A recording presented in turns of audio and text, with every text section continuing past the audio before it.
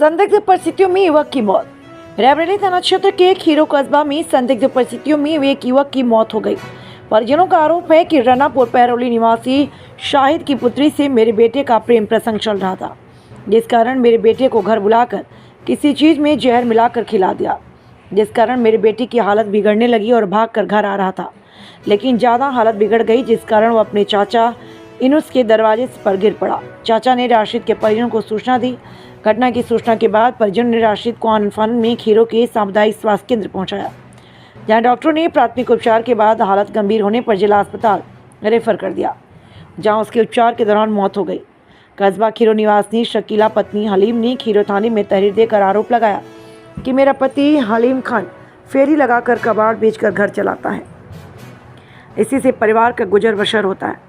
बड़ा बेटा रशीद अलग रहता है। मेरे मझले बेटे राशिद मुंबई में सिलाई का काम करता है। 15 दिन पहले घर आया था, जिसका रनापुर पैरोली निवासी एक युवती के साथ 1 साल से प्रेम प्रसंग चल रहा था। युवती के परिजनों को दोनों के प्रेम प्रसंग की जानकारी थी। रविवार को शाम लगभग 4 बजे युवती के बड़े भाई मुजाहिद ने राशिद को फ़ोन करके अपने घर रनापुर पैरोली बुलाया, जिसके बाद शादी के बारे में पूछा गया तो मृतक राशिद अपनी प्रेमिका के साथ शादी करने को तैयार था, लेकिन परिजन और मामा जावेद खान के दबाव में उसकी प्रेमिका ने शादी करने से मना कर दिया। इसके बाद प्रेमिका के परिजनों ने उसे जबरन जहरीला पदार्थ खिला दिया। राशिद देर शाम गंभीर हालत में घर पहुंचा और चाचा के दरवाजे पर गिर गया। सूचना पर परिजनों ने तत्काल उसे CHC पहुंचाया, लेकिन हालत गंभीर देख जिला अस्पताल रेफर किया, जहां इलाज के दौरान उसकी मौत हो गई। परिजन शव लेकर घर पहुंचे और खीरो पुलिस को तहरीर देकर कानूनी कार्यवाही की मांग की। वहीं इस घटना से मृतक की मां शकीला, पिता हलीम, भाई रशीद, हसीना बानो, मुस्कान आज सहित सभी का रो कर बुरा हाल है।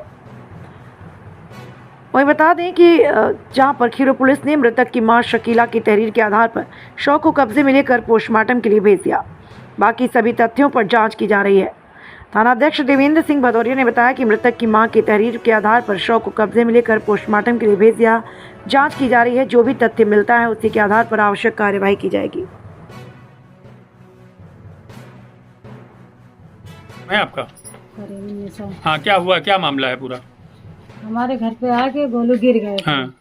वो गिर गए तो हम लोग दौड़े। हाँ। कि क्या हो गया। जब हम लोग दौड़े हैं तो पूछा क्या हुआ, तो कहें कि जहर खा लो। तो जहर खाने जब बोले तो हम को बहुत चिल्लाए, ये क्या है जहर खाया।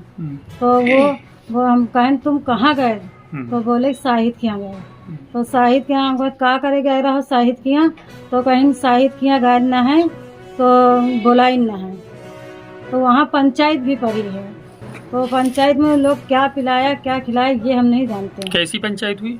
अब ये नहीं जानते कौन सी पंचायत पड़ी थी। लड़की फिर सामने आई है तो बोली कि मैं नहीं शादी करूँगा। तो शाहिद की लड़की से और उनसे राशिद से क्या कोई मामला था क्या? हाँ, बहुत गहरी थी, मतलब आपस में बात करता है, मोहब्बत प्यार भी करता है।